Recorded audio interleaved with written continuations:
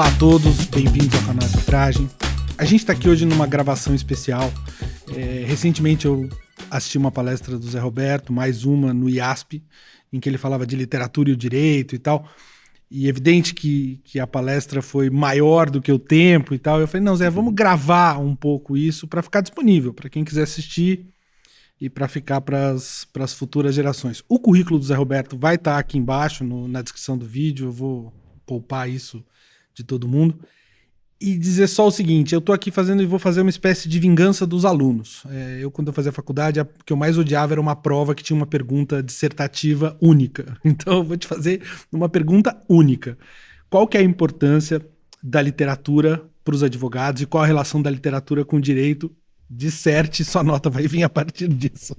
Tá bom, Lauro, obrigado pela estar aqui. É um prazer participar do canal Arbitragem, sabe que eu sou um grande fã do canal Arbitragem, do trabalho extraordinário seu e a forma de divulgar a informação que vocês fazem. É um prazer também falar um pouco sobre literatura. Eu sou um grande apaixonado pela literatura, eu acho que a literatura te ajuda imensamente. Tem uma grande questão que as pessoas falam, as pessoas que leem são melhores que as outras. Eu não acho isso, mas eu acho que quando você lê, você fica uma pessoa melhor do que você era antes, né? Então você se aprimora como ser humano, né? O pouco que você consegue, mas você se aprimora. Na verdade, eu queria dizer para você que a gente pode responder essa sua pergunta e elencando algumas importâncias da literatura vai ter para o ser humano e para o profissional de direito de uma forma geral. A primeira delas é o autoconhecimento. A literatura vai te permitir que você conheça melhor as suas fraquezas, os seus golpes, né? Quando você lê um livro, tudo passa na sua cabeça. Todas as construções são feitas na sua cabeça. É muito comum a situação na qual você lê um livro e depois você vê o filme que você fica decepcionado, porque na tua cabeça costuma ser muito melhor, né?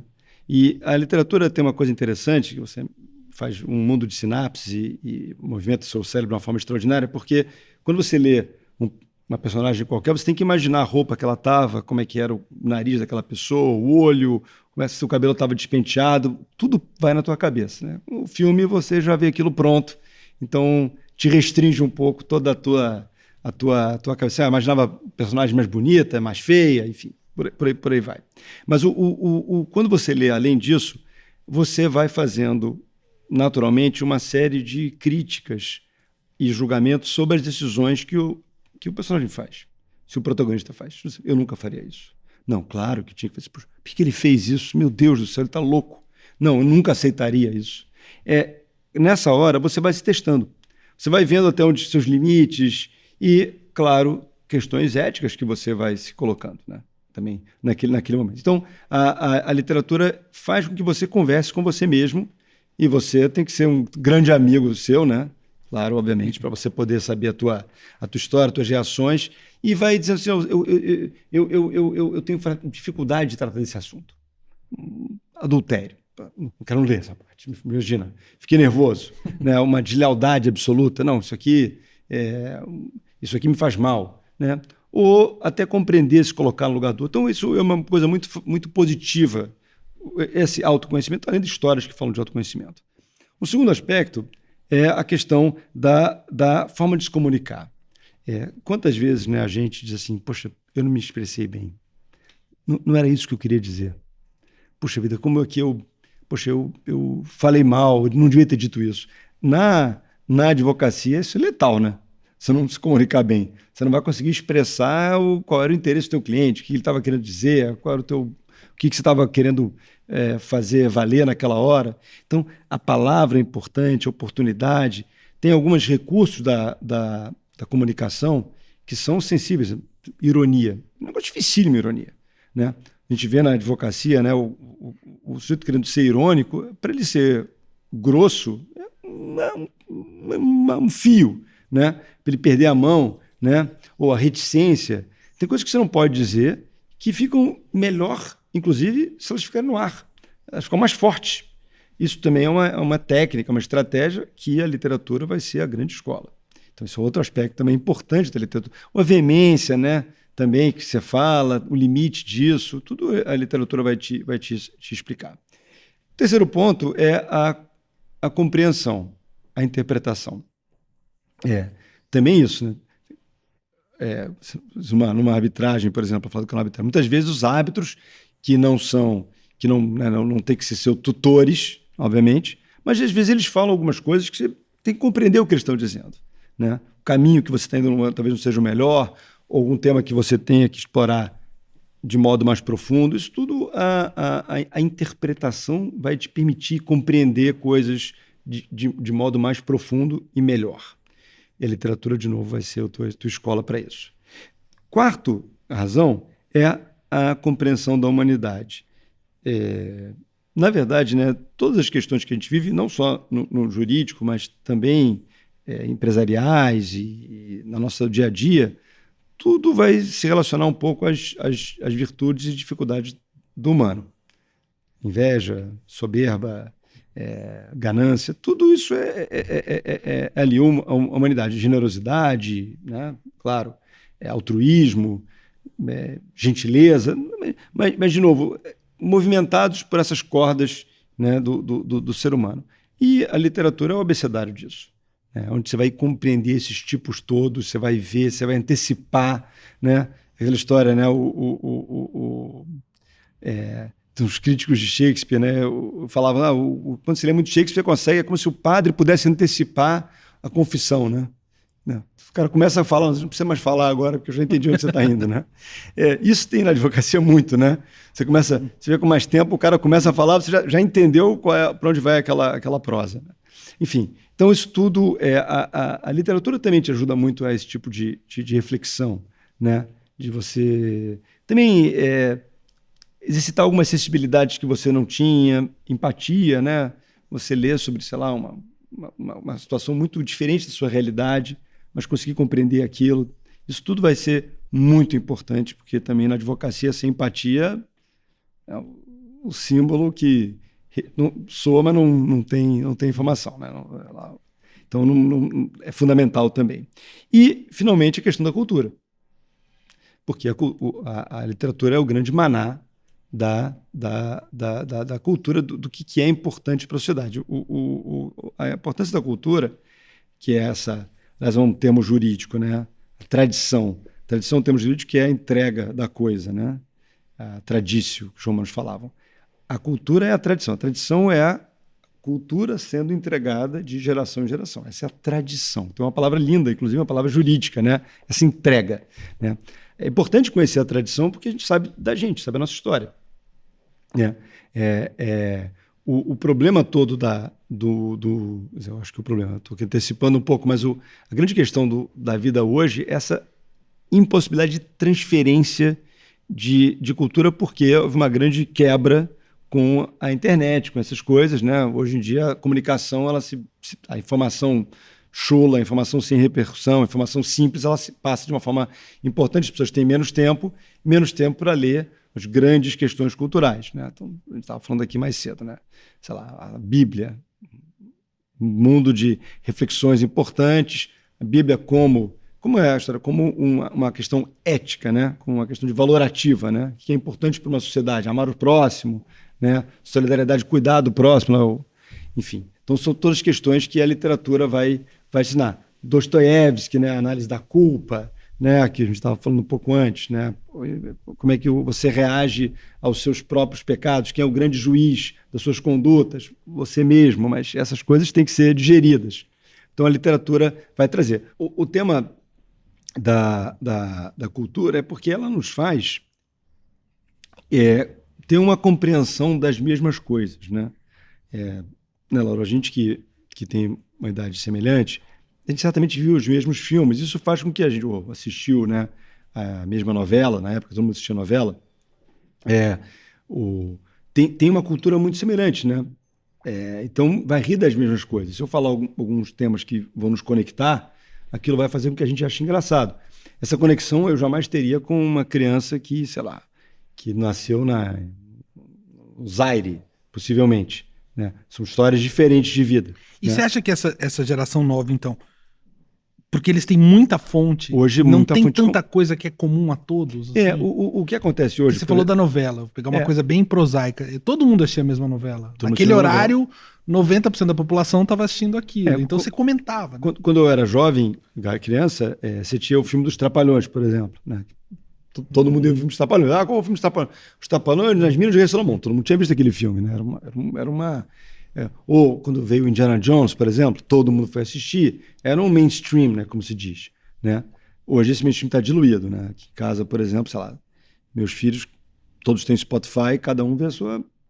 Com sorte eu consigo, né, dizer, olha, dá uma lida nisso aqui, vê Cat Stevens, né? Bob Dylan, né? Consigo até trazer para eles algumas coisas assim, James Taylor e tal, né? Beatles, claro, Rolling Stones, mas umas coisas assim que eu ainda tento incutir mais. É muita coisa nova e cada um tem a sua história. Ou mesmo na Netflix ou nos outros semelhantes, Prime e tal, cada um vê a sua série, cada um vê a sua história. Não vem a mesma novela mais.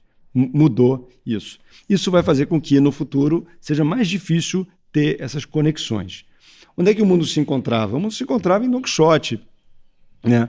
O mundo se encontrava em Shakespeare, o mundo se encontrava em Dante, o mundo se encontrava nessas grandes referências que havia culturais, em Machado, em Essa, né? Nesses grandes autores e mentes que eram quase que uma leitura obrigatória da turma. Né? Então, esse é o primeiro tema. Mas hoje, o direito de literatura, né, quando a gente fala isso, é um tema que é muito estudado nas universidades lá fora, e acho que o Brasil vai crescer isso. Você, na verdade, fala de três coisas diferentes, três segmentos diferentes. Um é o direito da literatura. E o que é isso? O direito da literatura são as questões de copyright, de propriedade intelectual, plágio, né? Direito autoral de uma forma geral, são relacionados à literatura. Isso é um tema estudado, muito bacana. O outro tema, que é um tema muito forte, principalmente nos Estados Unidos, é o direito como literatura. O Benjamin Cardoso, que foi um juiz da Suprema Corte, lá eles não são ministros, são juízes, né? Escreveu um texto em 1925 do direito como literatura, e ele dizia o seguinte, que o juiz, quando faz o seu voto, ele tem que escrever como se ele estivesse fazendo um romance. O advogado, quando faz a sua defesa, ele tem que escrever como se estivesse sendo um literato.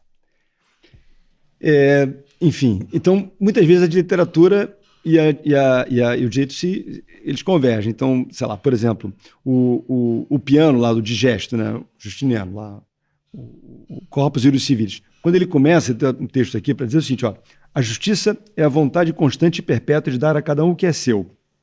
Os preceitos do direito são viver honestamente, não lesar ninguém e dar a cada um o que é seu.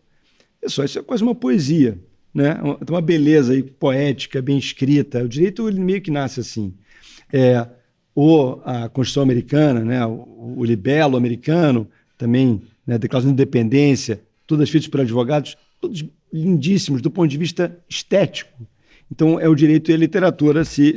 E, finalmente, o que é mais interessante... A minha cabeça, quer dizer, mas tudo é interessante, mas eu curto mais, é o direito na literatura. Tá. São interseções que você vai fazer entre direito e literatura, e obviamente o direito está em toda parte, mas essa situação na qual você consegue identificar temas de repercussão jurídica na literatura. E aí, é um tema até desse livro aqui, da Invenção do Direito, que é um livro que foi bem, já tem algumas edições, tenho uma tese que o direito nasce a partir da literatura.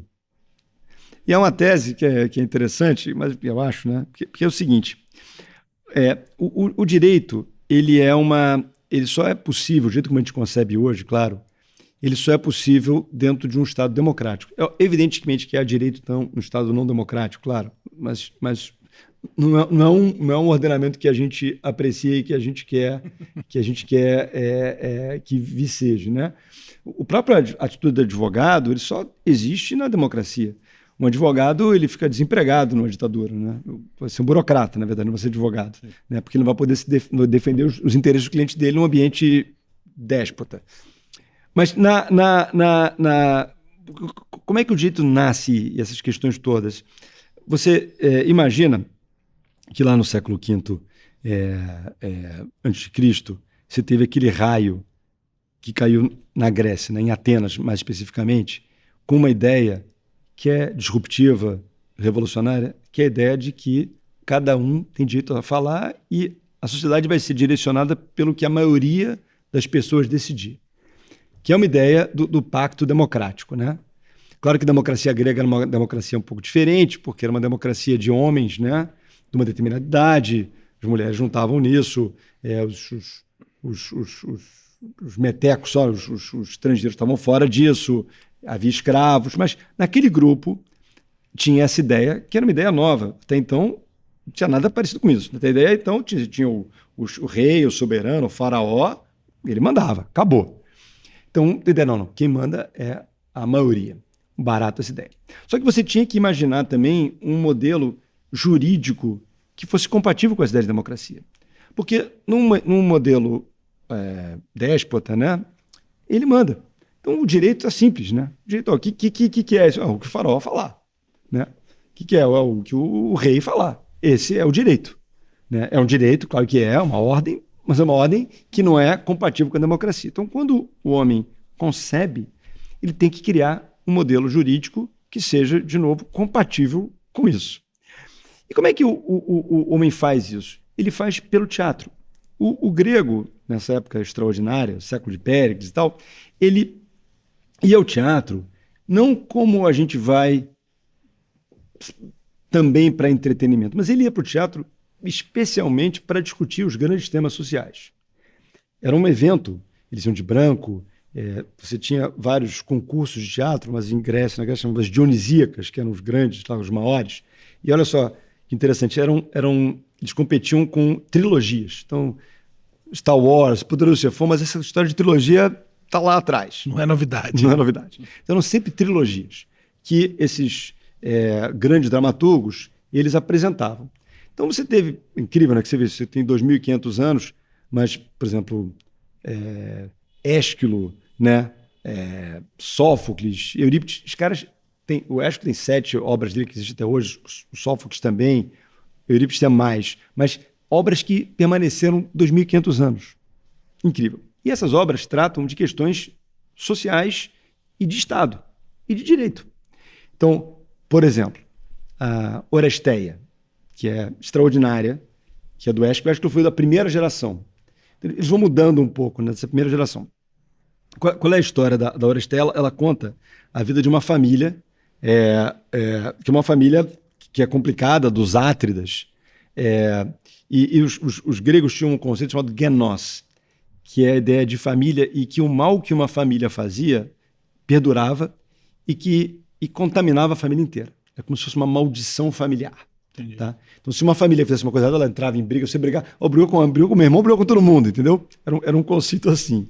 E essa família, ela começa lá em cima com Tântalo, que foi que tentou os deuses e calmou um problemão, e vai chegando até o Agamenon. E o Agamenon era um grande rei, e se casa com uma mulher chamada Clitemnestra. Clitemnestra tem uma história interessante porque ela é irmã gêmea da maior beldade grega, que é Helena. Então você imagina que essa Clitemnestra deve ter ido para o divã, não tinha na época, mas ela era, primeiro nome, a mãe para uma Clitemnestra, que não é exatamente um nome muito bonito, e para outra Helena, que já começou assim, né? Depois a Helena é a mulher mais linda da história, da vida, de sempre, né? Mitológica e tudo, e a irmã, né? Enfim, essas questões todas. Gêmea ainda. Né? Irmã gêmea, né? Sim. Porque a história é assim, elas eram filhas de uma mulher chamada Leda. E Zeus, que era um grande womanizer, aliás, ele é o grande tudo, ele pegava geral. E Zeus, como a mulher de Zeus era muito ciumenta, ele tinha que se fantasiar ou se metamorfosear de algum jeito para chegar nas mulheres. Então ele chegou na Dani com uma chuva de prata, ele vai para a Europa como um touro branco. Para Leda ele aparece como um cisne, tá? Um cisne, e ela se apaixona pelo cisne, é o quadro Perdido do Da Vinci, se apaixona por um cisne e ela põe 2 ovos, que são os Dióscuros. Então, o Castor e Pólo, que são os irmãos, e a Clitemnestra e a Helena vêm no outro, e são meio divinos, principalmente a Helena, tá? Mas enfim, a Helena era linda e ela se casa com o Menelau, que é o grande erro das mulheres lindíssimas, né? Muitas delas, não todas. Minha mulher, por exemplo, não cometeu esse erro. Mas ela quer se casar com o bonitão idiota, né? Sempre tem um bonitão idiota. Então ela... Não, eu preciso fazer aqui que a minha também não cometeu esse Não erro. cometeu esse erro, exatamente. Mas ela se casa com o bonitão idiota, que é o Menelau, mas eles fizeram um negócio que é uma coisa da mulher. Todo mundo queria casar com a Helena. Desculpa que eu me desvio um pouco aqui, mas estamos aqui, né?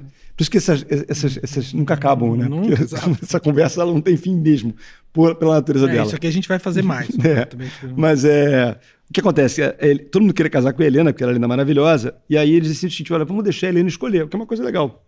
Ela vai escolher e vamos combinar o seguinte, quando ela escolher, todo mundo tem que respeitar. E se alguém furar, se alguém romper, nós todos vamos nos unir para resgatar a Helena. Então começa aí a história da Helena. E ela acaba escolhendo o bonitão bobo, que é o Menelau, irmão do Agamenon, que era o grande rei. Bom, mas eu não vou entrar... por causa dessa história tem a guerra. Sim, essa é a Helena de Troia. É a Helena que é raptada pelo Paris, que era um príncipe troiano, enfim, tem a história toda. E o Agamenon é o grande líder que vai para a Guerra de Troia. Enfim, é uma história longa. Até a Guerra de Troia... Aliás, um parênteses interessante. Você sabe que ela começa com uma arbitragem mal feita. Aliás, essa é uma história interessante. A grande guerra da antiguidade começa com uma arbitragem mal feita. Porque aconteceu o seguinte, os deuses estavam meio entediados e eles resolvem, no casamento da carne com harmonia, eles resolvem jogar um pomo dourado onde estava escrito a mais bela. E quem faz isso é Eris, que é a deusa da discórdia, da erística, a deusa da conversa. E quando ela recebe essa maçã, todos os deuses ficam interessados em receber qual é a mais bela. Tá. Bom, obviamente que ninguém quer se meter muito, mas finalmente as 3 deusas mais imponentes não desistem e resolvem brigar por isso, quem era a mais bela. Que era Atenas, né, a Palas Ateneia, né, a Minerva dos romanos, Vênus, Afrodite, deusa da beleza, do amor, né, Afrodite dos romanos, Afrodite dos gregos e Vênus dos romanos, e finalmente Hera, mulher de Zeus, toda poderosa, a Juno dos romanos. As 3 resolvem discutir quem era mais bela. E, inteligentemente, ninguém se meteu em ser árbitro desse negócio, porque não queria. Aí acham um incauto do Paris Alexandre, que era o filho da Écuba e do Príamo, que eram os reis de Troia. Que quando ele nasce, a turma acreditava muito nos vaticínios e tal, o adivinho disse, olha, esse garoto aqui vai ser a causa da desgraça de Troia. Eles mandam ele estudar fora, aquela história agora dá muito problema, mas estudar fora. Mandaram estudar fora lá, e ele foi pro Parnaso, foi para a Grécia, né, a Grécia atual, Troia ficava onde é a costa da Turquia hoje, a Magna Grécia, né, foi lá, ficou um pastor, mas era um príncipe, e aí ele, incauto, topa ser o árbitro desse negócio. E aí as 3 deusas malandras resolveram subornar o árbitro, secretamente, e oferecer para ele vantagens para que ele escolhesse enfim, a escolhesse como a mais bela, né? Então, Hera, que era a mulher de Zeus, deu, olha, eu te dou dinheiro, te dou grana, te dou ouro, né? Atenas, que era a deusa da guerra também, da inteligência e tal, né? Palas Ateneia, deu, olha, eu te dou poder. Te dou poder. E Vênus, cada um dá o que pode, né? Disse, olha, Afrodite, eu te ofereço o amor. Então, o nosso jovem são as 3 Paris, bases elementares que corrompem as pessoas. Exatamente. Ficou com base nessa disputa se ele ia ficar com o poder, o dinheiro ou o amor. Essa foi a grande questão que o Paris teve e, salvando a humanidade, eu não sei, ele devia ter recusado tudo. Enfim, supostamente ele pega o amor, o que é bom. Sim. O que é bom. A gente não sabe, nunca vai saber se realmente aquilo que motivou o Paris, mas supostamente foi uma arbitragem em que todo mundo tentou corromper o árbitro. E o Paris escolhe o amor. A decisão foi corrompida. Enfim, isso é uma discussão, a gente não sabe, mas possivelmente, talvez, dava uma bela numa relatória, né? Exatamente. Mas ele vai então e escolhe a Vênus, a Afrodite, como a eleita. As outras 2 deusas não entraram com anulatória, mas ficaram loucos com o árbitro, loucos, prometeram vingança, ficaram bravíssimos com ele, e ele tem que fugir. E o que todo mundo faz quando está no momento ruim, vai para casa da mamãe. Sim. Né? Ele volta para Troia. No caminho de volta para Troia, ele para no reino do Menelau, vê a Helena, se apaixona por Helena, porque aparentemente era fácil se apaixonar por ela, é lindíssima. O Marlowe fala, kiss me, Helen, make me mortal with your kiss. A Helena linda, e então ele cobra da Afrodite o favor, entre aspas, né? Que ele deu a ela, e aí Helena se apaixona por ele, e eles fogem para Troia. Quando ele chega em Troia, eu me desviei muito da minha história, mas aí a princesa, a irmã dele, a Cassandra tem uma figura interessante mitológica também, porque o Hécuba e o primo tinham alguns filhos. O Heitor era o mais famoso, que era o grande soldado, né? O mais velho. E a Cassandra era irmã. E a Cassandra, tinha acontecido um negócio curioso com ela, Laura, que foi o seguinte: o Apolo rei, não Apollo Creed, né? O Apolo mesmo, ele tentou se aproximar dela e ela recusou aquela investida. E aí ele colocou nela duas coisas, ou dois grandes maldições. Uma é que a Cassandra ia sempre conseguir ver o futuro, que o Apolo tinha esse dom. Só que, ao mesmo tempo, ele disse, só que ninguém vai acreditar em você nunca. Então você vai saber qual é o futuro, mas nunca ninguém vai concordar com você ou vai acreditar em que você está dizendo. Então, a gente brinca lá, que toda história de advocacia tem a sua Cassandra, né? Que é aquele que diz, pô, vai acontecer, isso vai dar errado, isso não vai dar certo, ninguém acredita e dá errado, né? Aí então, vai organizando seus parentes. Aí chega a Helena, a Cassandra. Chega a Helena, a Cassandra diz o seguinte, não coloca essa mulher aqui pra dentro, não. Vai dar problema.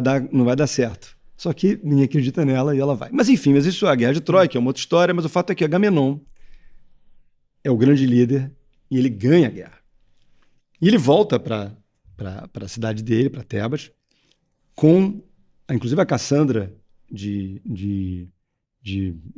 amante dele, o joguinho dele fica com a princesa tebana. Ele volta para casa e encontra lá a Clitemnestra. E é a hora que começa a peça do Ésquilo, a Oresteia.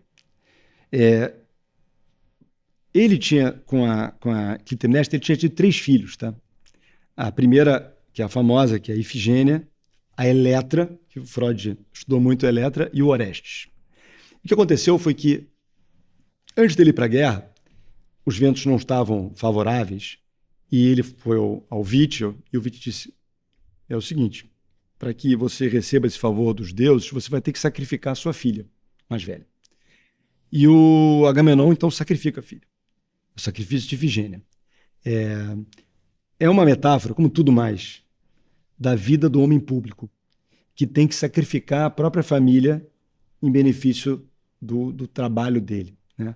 Porque ele coloca ali como mais importante para ele o sucesso, né? O sucesso da empreitada dele, da guerra, do que a família dele. Isso é uma belíssima metáfora, né? Só que, claro, ele recebe Aulis, que é o porto, né? Ele sai bem, os navios todos vão para Troia, mas a mulher nunca perdoa ele pelo sacrifício da filha. A Clitemnestra nunca perdoa.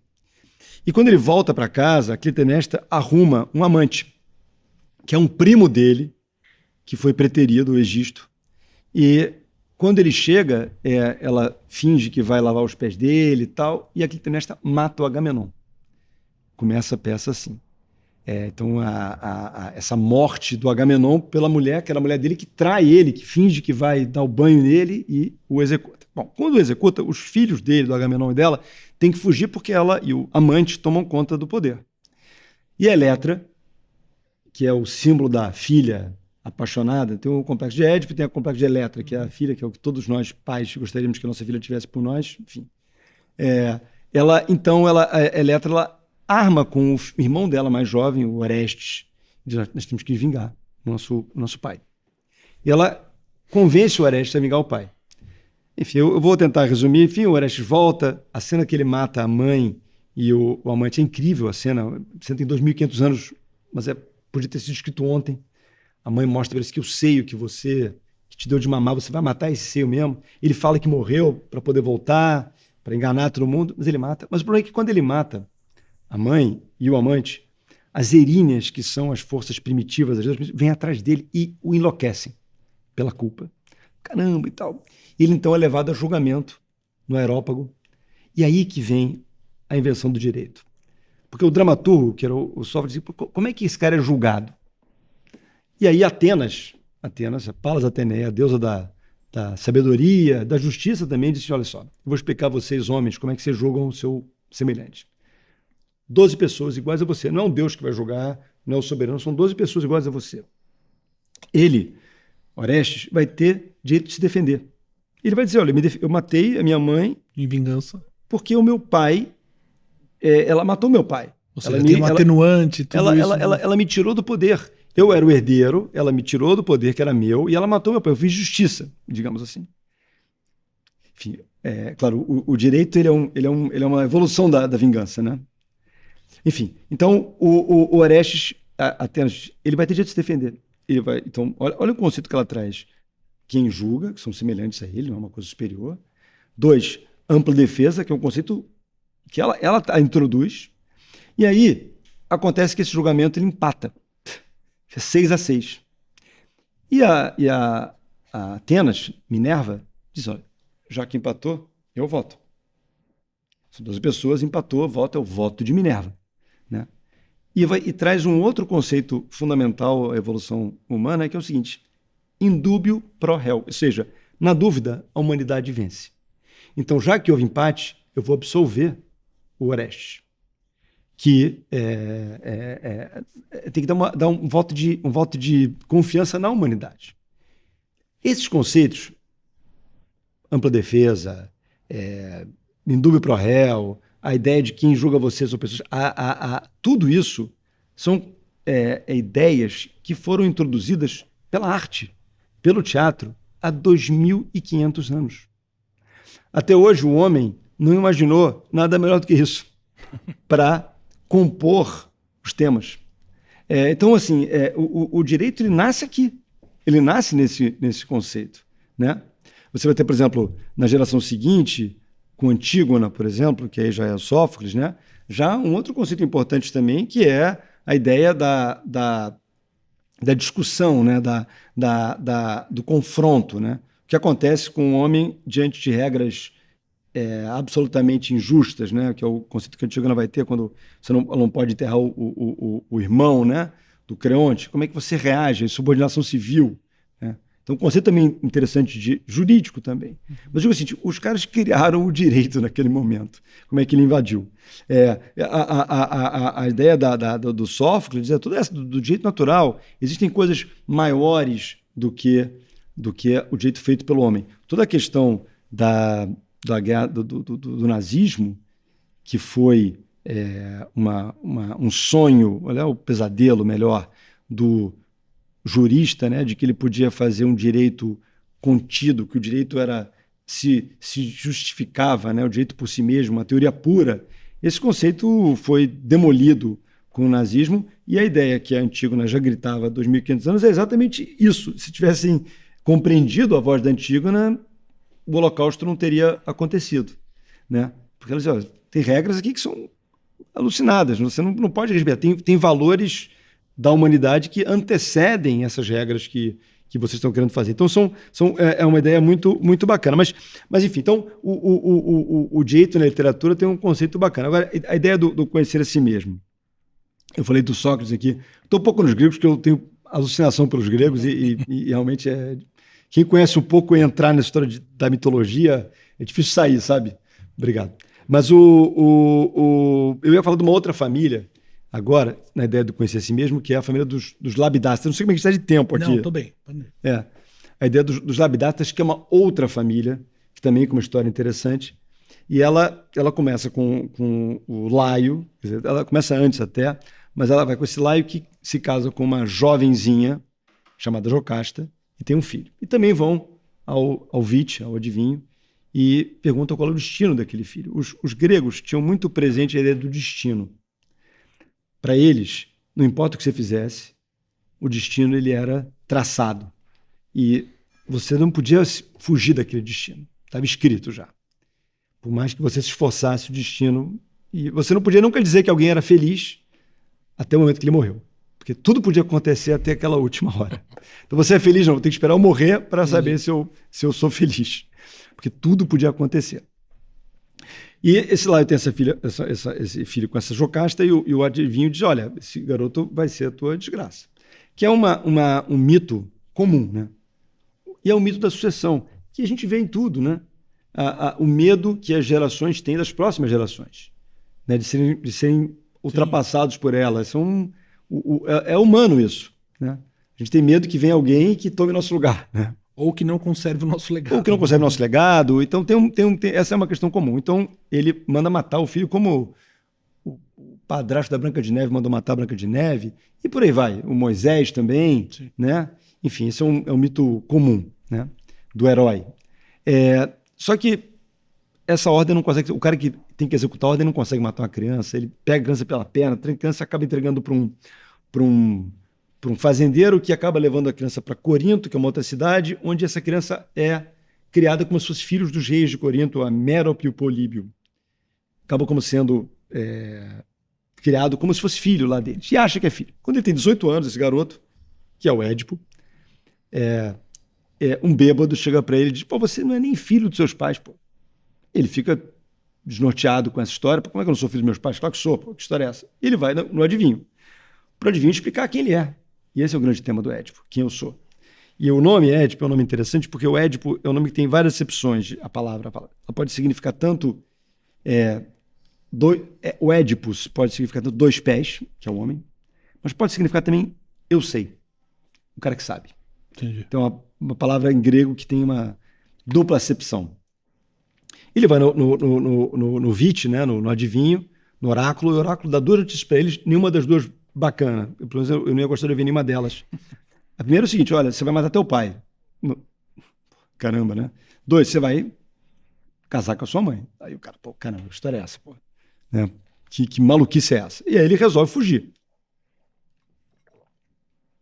E pega o caminho oposto de Corinto, que é o caminho para Tebas, e numa encruzilhada ele encontra um séquito passando com um sujeito em cima de uma liteira, arrogante, manda ele ser da estrada. Olha a mitologia, olha todo o simbolismo aí nessa história. Ele diz que não e tal, o cara manda sair, ele encara, porque ele era o principito, né? Arrogante, briga, mata todo mundo, inclusive o cara que estava na liteira. O cara que estava na liteira era o pai dele. Era o Laio, que ele matou sem saber.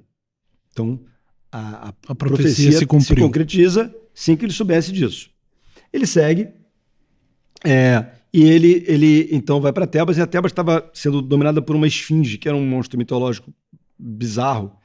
E essa esfinge, ela fazia lançava um enigma. E ela dizia assim, decifra-me ou te devoro. Então ele dizia, se você acertar meu enigma, eu fujo, eu me mato, sumo daqui, mas se você errar, eu vou te devorar. Mas o Édipo, de novo, arrogante, principito, diz, beleza, eu topo. Qual é o enigma? O cara disse, o enigma é o seguinte, qual é o animal que de manhã tem 4 patas, à tarde tem 2 patas e à noite tem 3 patas? E o Édipo, né, olha o nome dele aqui 2 vezes, disse, eu sei. É o homem. 2 pés, o Édipus, Dipus é pé. Uhum. O homem, de manhã, ele engatinha, então ele é o bebê, né? Na vida normal ele vai andar com 2 pés, mas no resto da vida ele anda com uma bengala, então ele tem 3 patas. É o homem. O Édipo, eu sei. E aí ele acerta, e aí ele liberta Tebas da esfinge, da desgraça, né? E ele entra, todo mundo muito contente com o Édipo, afinal de contas ele salvou a cidade, e é o seguinte, Édipo, nosso rei morreu, nós não temos aqui o rei, você é o nosso salvador, então você vai ser o nosso rei, e a gente vai dar para você a jovem, eu vou usar uma palavra aqui, um termo que não pode usar aqui na programação, enfim. A jovem... a jovem, bela mãe, aqui a Jocasta.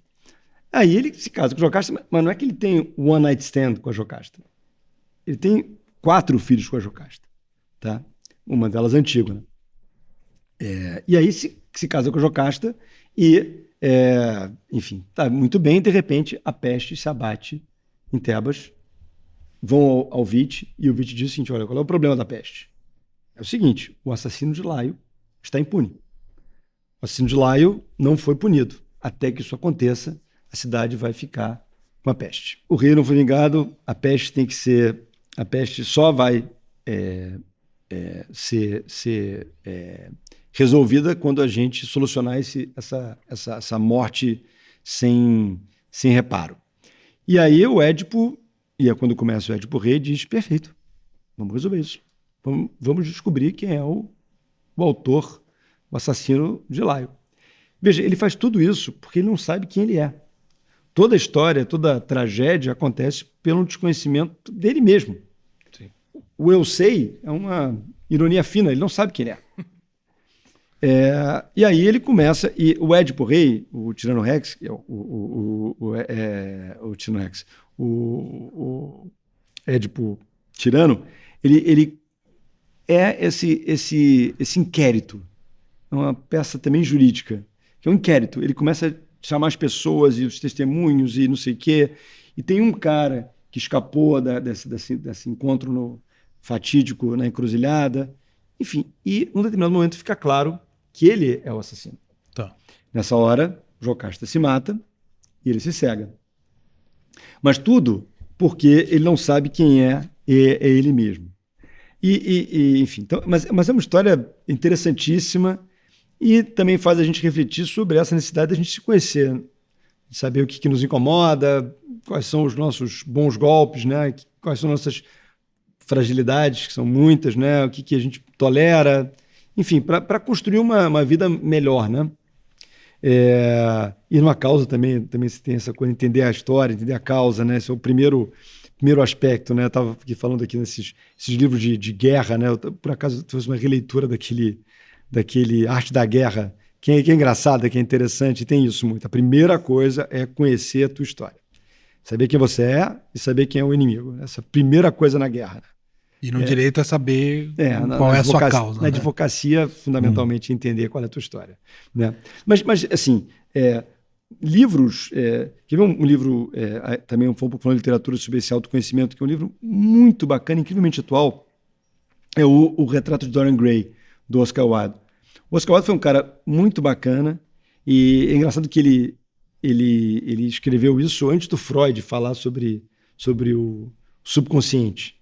E esse livro é um livro que é impressionantemente atual. É a história desse dandy chamado Dorian Gray, que é um nome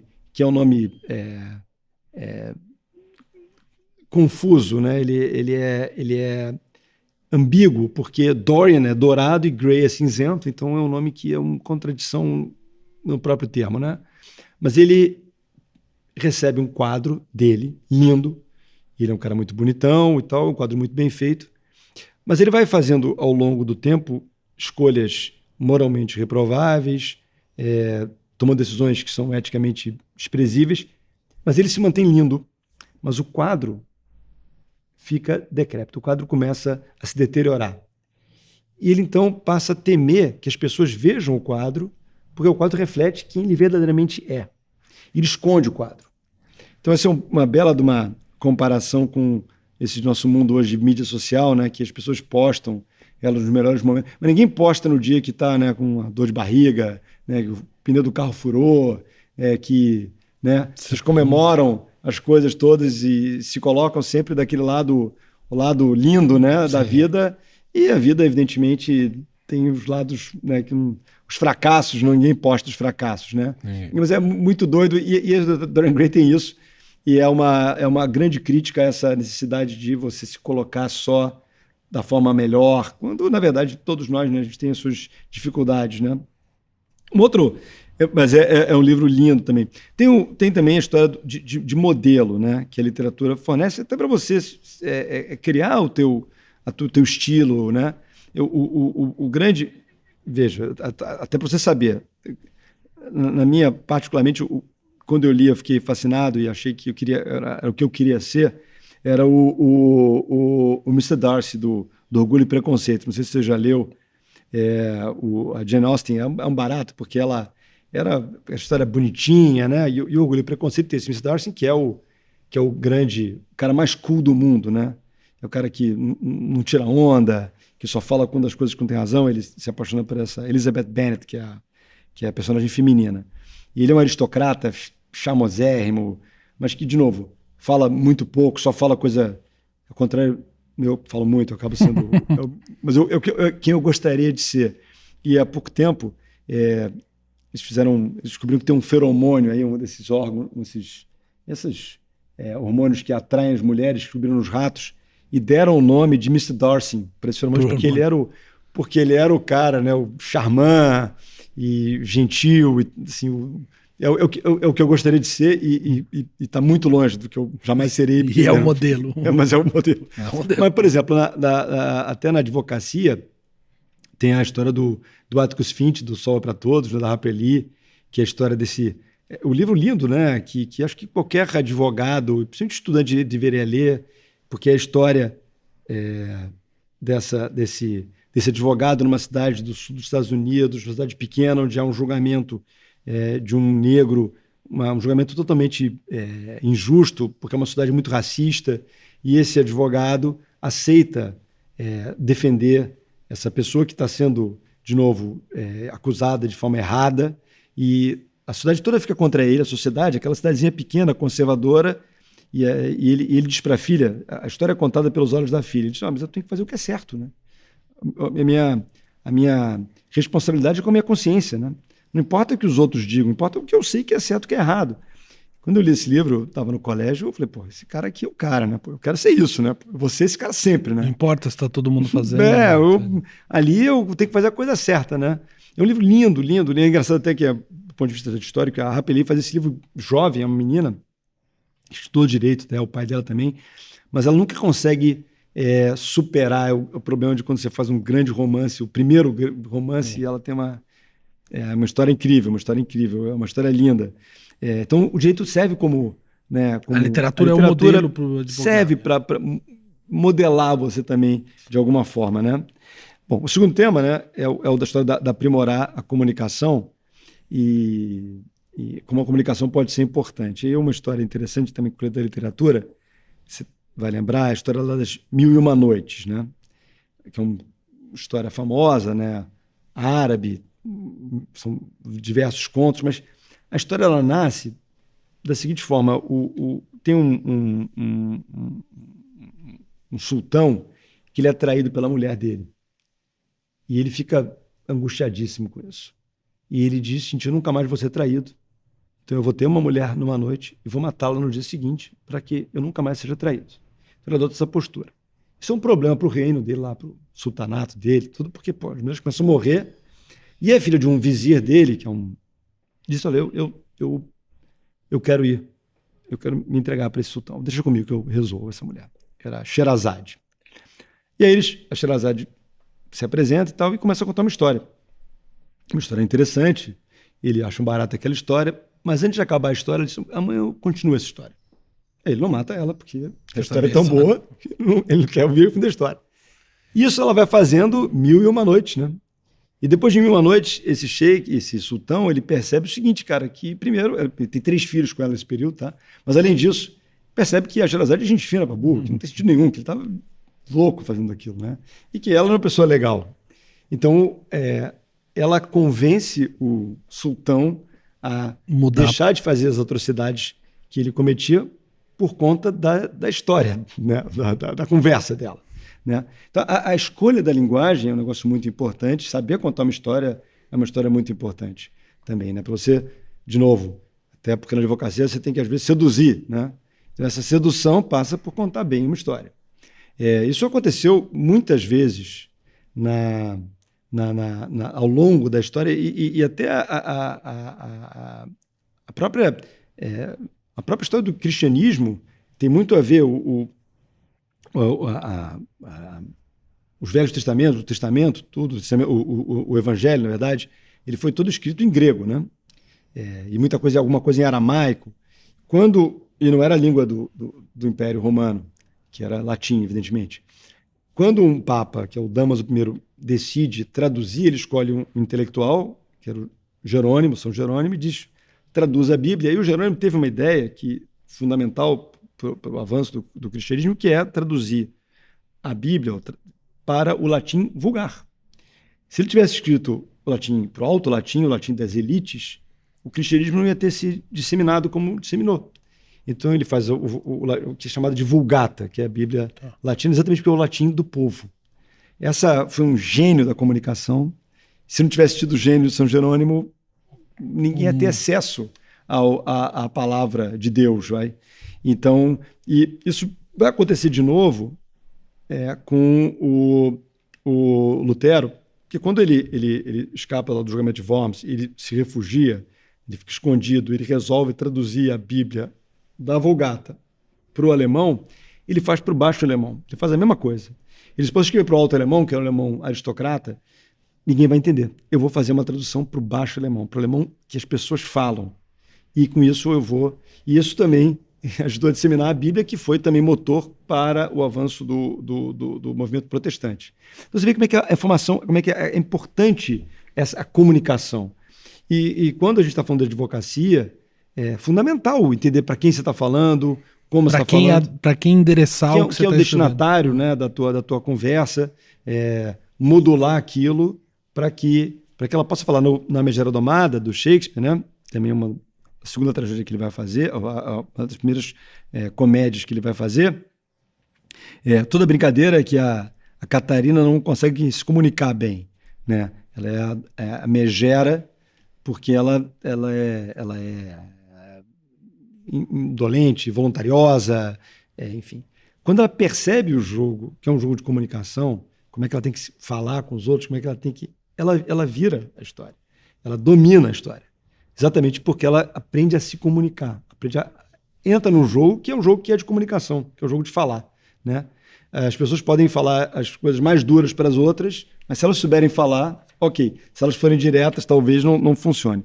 E até a história do Brasil tem uma coisa que se vale um pouco da comunicação, que é uma história interessante, porque você sabe que quando os navegadores eles cruzaram os portugueses, né, valentes portugueses, né, que enfim, desbravaram os mares, enfim, cruzam o Bojador, que é um negócio complicadíssimo, né, porque sabe que a costa africana, você não consegue navegar pela orla, pela borda, perto, vendo o continente, porque as marés não te permitem. E eles descobriram isso sem a ajuda da inteligência artificial. Descobriram isso na mar. Doloridamente, dolorosamente. Eles tinham que fazer por conta das marés, dos ventos, tudo, eles tinham que abrir quase até a América. E há quem diga, muita gente cada vez mais, que a vinda do Vasco da Gama ou dos povos portugueses foi por conta dessa abertura que eles tinham que fazer para poder cruzar o Bojador, né, que é aquela barriga da África. Mas além desse problema, quando você vai do Atlântico para o Índico, tem uma coisa que é curioso de até entender, que é um desnível do mar. Você fica imaginando, como é que pode? Mas tem. E é uma área horrorosa. E quando os primeiros navegadores fizeram isso, eles chamaram aquele acidente geográfico de Cabo das Tormentas. E voltaram para Portugal e disseram, o Cabo das Tormentas, ali, cara, é barra pesada, ali, pô, pé de navio e tal. O rei, que era o João II, português, disse, pô, isso não é um nome bom. Para o nosso marketing, a gente tem que melhorar esse nome. Vamos dar um nome melhor. Vamos chamar Cabo da Boa Esperança, que é um nome mais bonitinho, né? Porque a turma tem que ir, pô, tem que estimular os caras. Se Cabo das Tormentas não vai funcionar.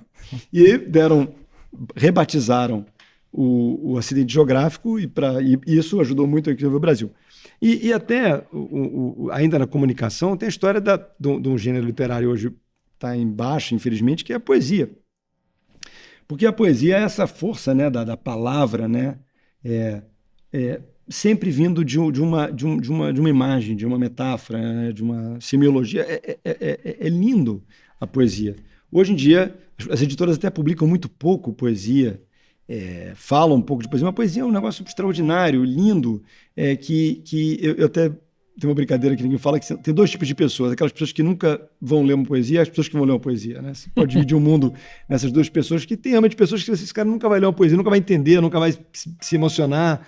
Eu acho que é uma pena, né, que essas pessoas, porque a poesia é tão linda, ela te chama para refletir. Então, tem uma que me ocorre agora, só para entender como é que essas coisas são interessantes. Uma do Neruda, ele escreve num livro chamado 20 Poemas de Amor e uma Canção Desesperada. Neruda, chileno, sei que o Chile, né? O Chile tem 2 nobres de literatura, né? O Chile é um país realmente admirável. Mas ele começa a poesia diz o seguinte: eu poderia escrever os versos mais tristes dessa noite. O cara pode dizer, pô, tô triste. Mas ele diz, eu poderia escrever os versos. Mas ele conta a história de um desamor dele, de uma história, né, que já não acontece mais, né? E ele continua assim, por que é tão curto o amor e tão largo o esquecimento? Por que é tão curto o amor e tão largo o olvido?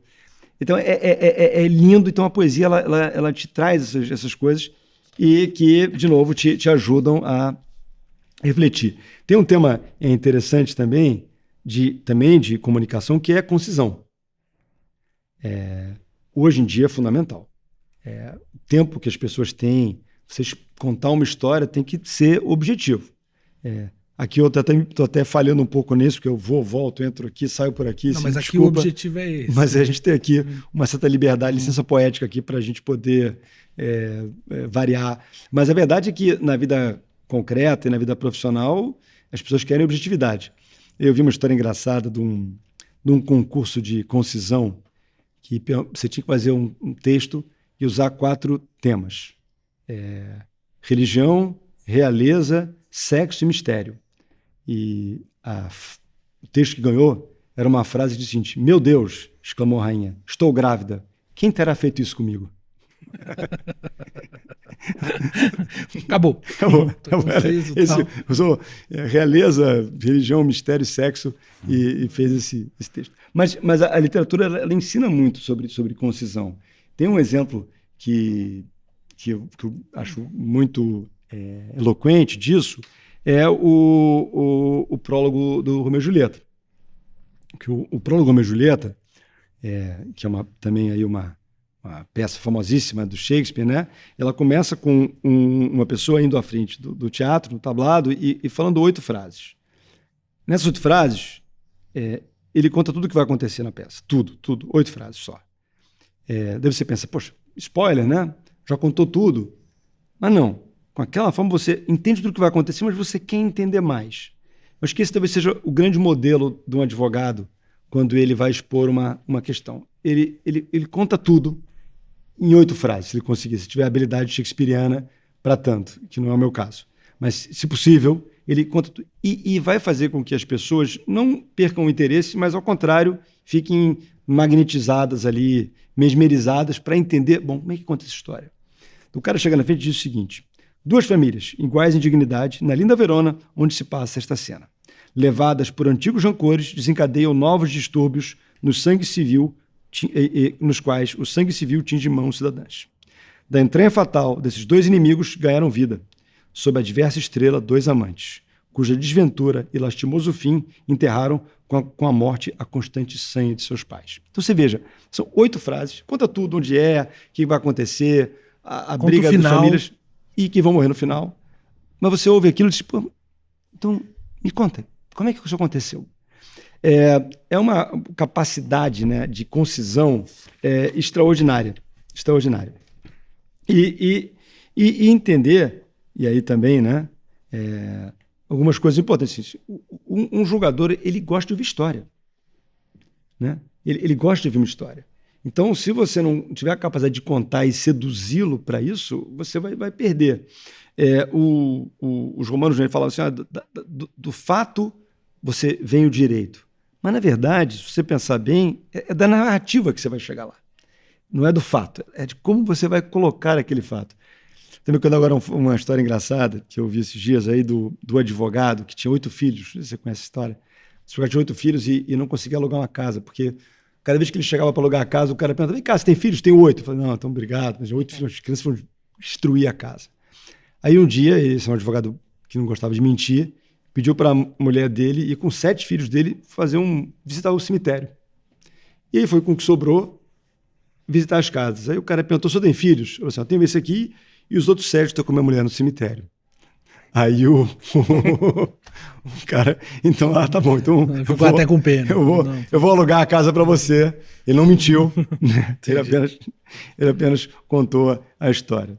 Mas caminhando, então essa questão toda da fala. E aí tem a questão da interpretação, que também é um barato. Vamos falar um pouco de interpretação aqui, que também é um outro tema fundamental e que ajuda muito a nossa vida e a literatura, como eu disse, é a grande escola disso. E eu vou citar uma história medieval, que uma versão da Mulher de Bath do Chaucer. O Chaucer foi um inglês que, na verdade, para muitos foi o grande inventor da língua inglesa no século XIII, XIV. Ele vai para a Itália e ele conhece a turma toda lá que estavam fazendo o que eles chamavam de novela, que é uma nova forma de contar uma história. Ele volta para a Inglaterra e faz esses contos que ele reúne, os contos da Cantuária, que é uma história de uns peregrinos que vão para a Cantuária e contam histórias. É parecido com o Decameron, enfim, é essa pegada. E uma dessas histórias, que portanto é medieval, conta a história de um cavaleiro que queria mostrar o seu valor. E ele sai pelo mundo com esse propósito de mostrar que ele é um grande cara e ele encontra um mago muito poderoso. E esse mago poderoso diz para ele o seguinte: olha, eu sei que você está querendo mostrar o seu valor e eu vou te fazer uma oferta. Eu vou te fazer um enigma, vou te passar um enigma, uma tarefa, uma pergunta que eu vou te fazer, e você vai ter um ano para responder. Se você acertar, você vai ganhar esse reconhecimento que você quer, dinheiro, tudo isso, e vai se transformar num grande cavaleiro. E se você errar, entretanto, você vai virar meu servo para sempre. Eu, inclusive, vou pegar sua alma. Você vai se perder totalmente, você vai ficar meu escravo. A gente volta pro Decifra ou Te Devoro no final. Essas grandes questões, esses desafios que o homem tem que enfrentar às vezes. O nosso cavaleiro que estava aí para isso mesmo disse: eu aceito. Qual é a pergunta, então? Qual é o quest que eu vou ter que responder? Ele disse: olha, a pergunta é a seguinte: o que as mulheres querem? O que motiva uma mulher? Qual é o desejo de uma mulher? Ele então disse: tá bom, eu vou atrás disso pelo mundo e daqui a um ano eu vou trazer a resposta para você. E ele sai pelo mundo e cada vez ele se perde mais.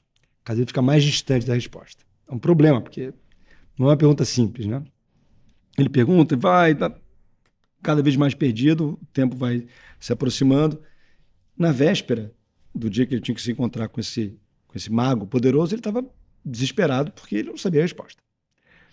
Ele então numa clareira passa e encontra uma velha, horrorosa, rabugenta, toda errada, verruguenta, sarnenta, careca, banguela, tudo estranha. Essa velha, bem velha, diz: senhor cavaleiro, eu sei o que você está procurando, eu tenho a resposta. Fica assustado, porque não imaginava que isso pudesse acontecer. Ela disse: eu tenho a resposta e eu posso te dar. Ele disse: então, por favor, preciso dessa resposta, porque amanhã eu vou virar um servo, um escravo de um mago poderoso. O que vai acontecer comigo, eu não sei. Eu te dou a resposta, mas com uma condição. Pois não, o que você quiser. Você vai ter que se casar comigo. Aí, cara, mas aí realmente complicado. Aí pondera, tá fácil, diz: ó, eu vou me casar com você, pelo menos, ou eu não vou ficar escravo de ninguém para sempre, vou me casar, ok. É um mal menor, ele imagina. E ela diz: olha, o que as mulheres querem, preste atenção, seu cavaleiro, o que elas querem é poder. A mulher quer mandar. Ela quer estar no comando da situação. Esse cavaleiro, então, vai para o mago e diz: olha, eu tenho a resposta da sua pergunta, e a resposta é: as mulheres querem mandar. Ele fica: você está certíssimo. Realmente, eu vou te dar tudo que eu te prometi, você me trouxe a resposta correta, mas é o seguinte: cuidado com essa mulher. Esse cavaleiro então volta para casa, já é um castelo, né? Porque imagina, ele tem tudo que ele quis, a mulher. E essa velha sarnenta, toda errada, peluquenta, está na porta esperando ele para consumar o casamento. Pega ele pelo braço, vai subindo pelo castelo, chega na cama, né? E ele, desesperado, preocupadíssimo e tal, mas quando ela deita, ela se transforma uma lindíssima moça, lindíssima. E eles têm ali uma noite torrencial de amor caliente e tal, e ficam ali, uma coisa incrível. Pois bem, quando começa a aparecer os primeiros raios de sol, então linda donzela chega para ele e diz o seguinte: olha, agora, cavaleiro, você vai ter que fazer uma pergunta, responder uma pergunta que vai definir a nossa vida. E ele, então, claro, meu amor, claro, o que é? O que você prefere?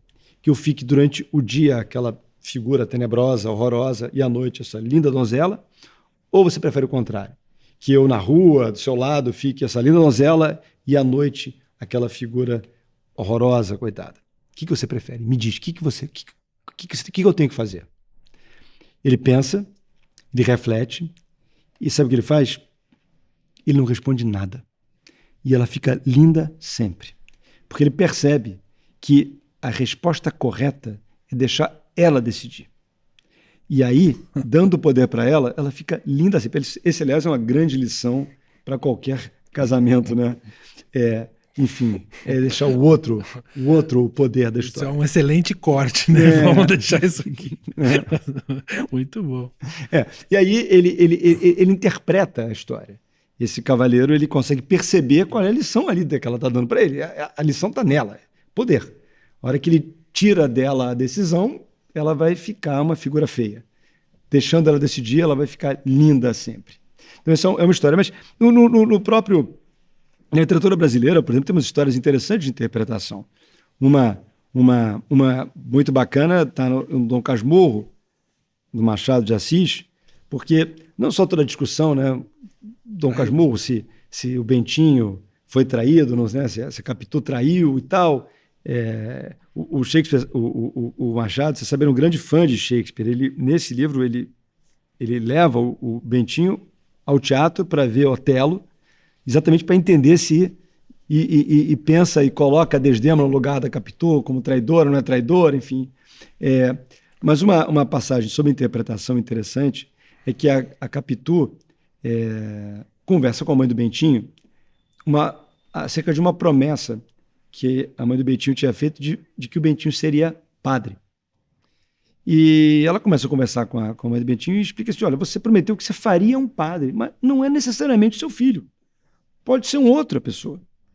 E a partir dessa interpretação da promessa, ela convence a mãe do Bentinho de que ela vai fazer um outro padre e que o Bentinho pode se casar com ela. Mas é toda uma interpretação que a Capitu, né, os olhos de cigana oblíqua dissimulada, né, olhos de ressaca, né? O Machado era totalmente brilhante, né? E faz essa história. Então é interessante essa coisa. Tem a história também de compreender a humanidade, né? Que é essa coisa da literatura ser o maná, o grande abecedário de tipos humanos. Tem uma história interessante que é o seguinte: os gregos, que a gente falou um pouco mais cedo, né? Eles acreditavam muito no destino. A grande revolução moderna, depois da Renascença, é a ideia de que o homem era o senhor do seu destino, né? Que o destino dizia pouco, o mais importante era e aí, Maquiavel, essas coisas todas, né? O homem é que fazia a sua história. Então, tem uma coisa interessante que serve muito até para a vida prática e para a advocacia, que é um exercício que os shakespearianos fizeram de você mudar os personagens da tragédia para, a partir daí, mostrar que a tragédia existe por causa da personagem. Então, o exercício que é interessante é o seguinte: tem essas duas grandes tragédias, várias, mas duas das grandes tragédias shakespearianas, Otelo e Hamlet, né? O Hamlet é o príncipe dinamarquês, né, que está em Wittenberg, que não por acaso onde o Lutero lançou as teses, né, em 1517, mas ele está lá e ele volta para casa porque o pai morreu, e quando chega lá, o Hamlet Senior, né, chega lá, a mãe dele vai se casar com o tio, Cláudio. Então ele, caramba, que história é essa, né? Minha mãe casar com o tio, ele suspeita que o tio seja, na verdade, tenha matado o pai, mas ele não ele é um homem moderno, o Hamlet. Ele está trazendo as luzes para a Dinamarca, que simbolizava exatamente a Idade Média. Então ele fica naquela questão: o que eu faço agora? Ser ou não ser, né? Aquela coisa hamletiana, cerebrina, de reflexão, e não consegue agir.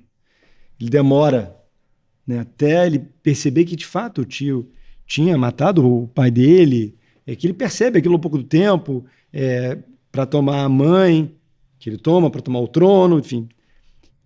Isso é uma situação. E demora até o fim da peça para agir. O Otelo é o general Moro, já uma outra peça, né? Que é mais velho, que se apaixona pela Desdémona, que é uma veneziana, lindinha, bonitinha, mais jovem que ele, tem aquelas inseguranças todas, mas ele é um general. E tem um subalterno dele, que morre de inveja dele, ciúme dele e tal, e que envenena ele pelo ouvido, que a Desdémona tem um caso com o Cássio, que é um outro subalterno dele, outro imediato dele. Ele acredita naquilo. E ele acredita na maldade que é passada para ele. E ele não questiona a Desdémona, porque o Otelo é um homem da guerra, e na guerra não tem contraditório. Na guerra é matar ou morrer. Então, ele é o general, ele é um homem bruto, e que, portanto, age emocionado, insuflado, e toma aquela medida e acaba por matar, no final, a Desdémona. Sufocada, inclusive. Uma morte branca. Né? Se você... Então, essas são as tragédias, incríveis tragédias. Mas se você trocar esse personagem de lugar, o desfecho ia ser totalmente diferente. Se o Hamlet fosse o Otelo, e o Iago, que é esse grande vilão, arquetípico vilão, começasse a envenenar o Hamlet nunca dá bola para ele, porque o Hamlet era brilhante, o Hamlet é inteligente pra caramba.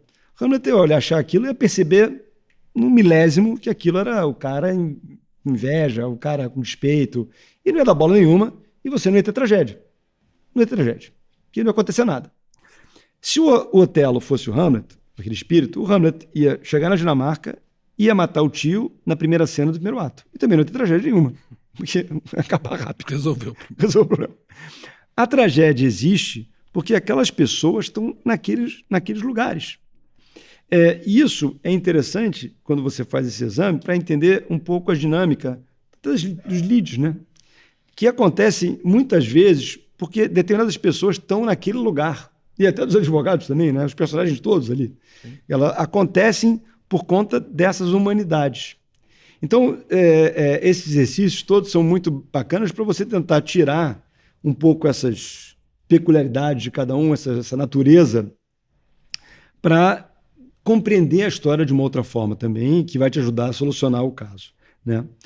Para um advogado, eu acho que é fundamental também, em termos de literatura, e para conhecer um pouco a natureza, é ler o Processo do Kafka. O Kafka é uma figura interessantíssima, né? Que era advogado também, né? Estudou direito.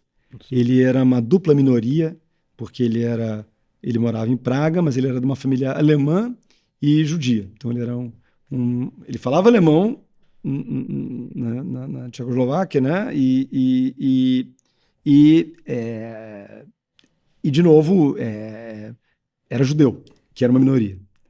E ele vai fazer direito e ele foi trabalhar numa empresa de seguro. E ficava dizendo não, nego o dia inteiro. Isso deve ter precipitado, né, os problemas dele, porque você imagina, né? Um cara tinha um problemão com o pai dele. Inclusive, quando ele morre, ele diz para que todas as obras dele fossem queimadas. Né? Manda destruir. E um grande amigo dele não cumpre, ainda bem, não cumpre a ordem dele. O Virgílio também pediu para destruírem a Eneida, que não estava acabada. Enfim, também tem muitas histórias aí que... Mas o processo do Kafka é aquela situação do sujeito que não sabe por que ele está sendo acusado, né, no processo. Ele não consegue compreender o caminho do julgamento dele. E são questões que você, com muita frequência, percebe num cliente que te procura, que ele fica totalmente perdido numa coisa que para nós é familiar, mas para ele é estranhíssimo. E isso gera uma insegurança enorme, né? Porque ele simplesmente está num pântano para ele. E, claro, o direito não é uma ciência exata, isso ainda torna mais angustiante a situação. Essa falta de segurança jurídica leva o cara à depressão, às vezes. Então, a compreensão dessa situação, desse ângulo, eu acho que o processo talvez seja o caso mais forte, que é importante para o advogado ter essa simpatia pelo cliente. Né? Então, um livro também incrivelmente interessante. E por fim, tem a questão da cultura, né? Que é esse maná de bons valores, de como fazer a coisa adequada. Então, a cultura também é muito importante, como a gente falou, as questões éticas, todas que são repassadas. E tem várias fontes aqui.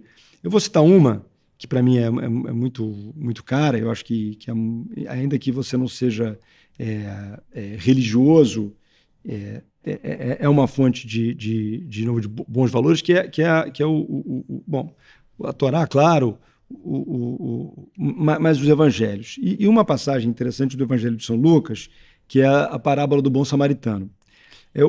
Sabe que os 4 evangelhos que foram aceitos, cada um tinha um público-alvo, né? Quando eles fazem lá essas escolhas, né? O público-alvo. O Evangelho de São Lucas, que é o que tem mais parábola, na verdade é o Evangelho dos gentios, porque ele era muito ligado ao São Paulo, que era quem defendia a ideia de que o cristianismo tinha que admitir todo mundo, né? Então tinha que ser uma propaganda boa para quem não fosse judeu também, para poder... E o Lucas, que é o médico, né? Era o cara que é o evangelho mais é um sinótico também, né? Mas é o evangelho mais preocupado em trazer outras pessoas. E tem a parábola do bom samaritano, que é uma parábola lindíssima, que todo mundo me conhece e que reflete um pouco sobre ela, mas que a história era o seguinte: na saída de Jerusalém havia muitos assaltantes. Por quê? Porque Jerusalém é uma cidade rica, e as pessoas saíam de lá com dinheiro, com bens e tal, e os assaltantes aproveitavam aquilo para assaltar as pessoas. E aí um sujeito foi assaltado e foi largado no meio da rua. E Lucas conta, então, que primeiro passa, quer dizer, Jesus conta, né, essa história, essa parábola, né, que primeiro passa um sacerdote, e o sacerdote cruza a rua, ele usa essa imagem, que é uma imagem interessante, cruza a rua para não ter que ajudar o cara que está desfalecido no meio da estrada. Depois passa um nobre judeu que faz a mesma coisa. E finalmente passa um cara de Samaria, que era uma cidade que eram pessoas que os judeus achavam que tinham desgarrado da religião, que não respeitavam mais o Shabá, que comiam porco, sei lá eu. Então eles tinham um preconceito grande contra os samaritanos. Mas o Jesus conta que esse samaritano pegou essa pessoa que estava desfalecida, levou ela numa estalagem, pagou lá o tempo, ajudou essa pessoa a se recuperar e, enfim, que cuidou desse estranho, né? E aí Jesus pergunta: quem agiu certo? Quem agiu bem? Que é uma resposta óbvia, de uma certa forma, que é o seguinte: obviamente, quem agiu bem foram o samaritano. Né? Esse foi o cara bacana, o cara de Samaria, esse foi o cara legal. E o que ele está dizendo não importa se você tem um título, não importa o que você fez na tua vida, se você tem alguma coisa, o importante é o que você faz, como você age. Isso é um conceito, inclusive, da boa-fé objetiva, né? Todo o conceito de direito civil contemporâneo foi muito afetado, ainda bem, por esse conceito ético, né, que integra o conhecimento, o entendimento de uma relação, mas a ideia de que você agiu bem, que você agiu corretamente. Então, pouco importa que você então uma pessoa muito preocupada porque eu sou isso, aquilo, tenho tal coisa, tal título. Cara, como é que você fez aqui nesse caso? Você agiu bem aqui? Isso que vai ser importante. O Henrique V, a gente falou, o Shakespeare não tinha muitos heróis, né? Acho que não tinha, mas talvez o Henrique V, porque no Henrique V ele conta um episódio famoso da história inglesa, que foi uma vitória que eles tiveram sobre os franceses em Agincourt em 1415, que é o 7-1 dos ingleses, porque eles lutaram na França contra um número muito superior, mas eles ganharam a batalha, por uma série de razões, enfim. É uma batalha estudadíssima, interessante. E o Henrique V era o rei inglês, que, portanto, foi o grande rei que ele morre um pouco depois. Mas ele aqui tem um discurso famoso que ele vai fazer, o discurso da charneca, que é um discurso que ele faz num pântano para os soldados, que we few, we happy few, we band of brothers. Nós poucos, nosso grupo de amigos, né? É um discurso lindo, mas o que ele fala no discurso, essencialmente, é muito parecido com essa parábola, porque ele diz o seguinte: olha, os nobres estão dormindo nos seus castelos na Inglaterra, mas, na verdade, o que importa é quem está aqui. É quem está aqui brigando pelo país. Esses nobres todos vão ter vergonha amanhã, porque vocês é que estão construindo aqui, brigando pelo que é importante, né? Então, ele também está dizendo, a gente tem que se preocupar muito mais com a nossa conduta do que com qualquer outra coisa, quanto quem você é. Isso vale pouco. O importante é você... E são coisas pequenas, às vezes, né? São coisas... elegância, educação, honestidade, franqueza, né? Lisura. Isso tudo são coisas, isso é que são valores importantes. E a literatura vai te mostrar isso, né? Que daqui a um tempo, a gente não tem que fazer nada que a gente vai se vergonhar, né? Daqui a pouco vamos vergonhar, fiz isso aqui, puxa, que vergonha e tal. Não. Poxa, desculpa, realmente, é bom você poder dormir e dizer, eu posso até ter perdido, posso até não ter, mas eu não vou me vergonhar do que eu fiz. Então, esses são os valores que são importantes, né? E aí, uma questão toda sobre conhecimento é que a virada da Revolução Científica deu essa ideia da especialização, de que a ciência, ela, na verdade, resolvia as coisas e o homem tinha que se preocupar com isso. E esse é um risco da civilização, porque essas questões, a grande vitória da civilização vai ser se ela se manter coesa e apreciar bons valores, senão a gente se perde. Tem um exemplo interessante até de um Nobel North, Douglas North, é um Nobel de Economia, ele faz uma distinção interessante entre a sociedade extrativista e a sociedade solidária. E o exemplo que ele dá é o seguinte: você imagina um lugar com uma ilha, com uma floresta, e cada um resolve pegar a sua árvore. E aí, rapidamente, não tem mais árvore numa floresta e, enfim, aquela sociedade vai perecer. Diferente de uma sociedade solidária, na qual eles percebem que o extrativismo tem que ser coordenado e tem que atender a um bem comum, porque, do contrário, as árvores vão acabar e todo mundo vai perecer. Então, ele diz, numa sociedade, isso vale também no meio da advocacia, no meio da arbitragem. Se as pessoas entenderem o seguinte, olha, eu quero fazer isso que é bom para mim agora, que vou fazer isso aqui, vou resolver meu problema nesse momento, e não pensarem que tem um amanhã e que uma sociedade só prospera com bons valores, senão ela está destinada a... De consenso de coletivo, né? E ainda que não por razões, eu estava falando, ainda que não por razões éticas, por uma razão pragmática, porque você vai matar o negócio. A galinha dos ovos de ouro que você vai destruir. Vou cortar essa galinha porque aqui dentro tem ouro. Morrer a galinha, acabou. Então, a ideia de um conhecimento humanístico, ela, e por meio da cultura, que no fundo são esses valores, né? Ela permite que exista essa sociedade melhor mesmo. Aqui ser uma sociedade mais agradável, com mais respeito, né? Uma coisa mais civilizada do que uma sociedade de cada um por si, uma sociedade com base em valores que não são os melhores. Assim, a própria comunidade, no caso da comunidade habitat, ela tem que se defender disso, né? Ela tem que se proteger disso e a literatura vai te permitir todas as coisas que eu falei, inclusive isso. E a verdadeira educação, e a educação histórica, é humanística. As próprias questões assim, de bioética, que também tem a ver com direito, né?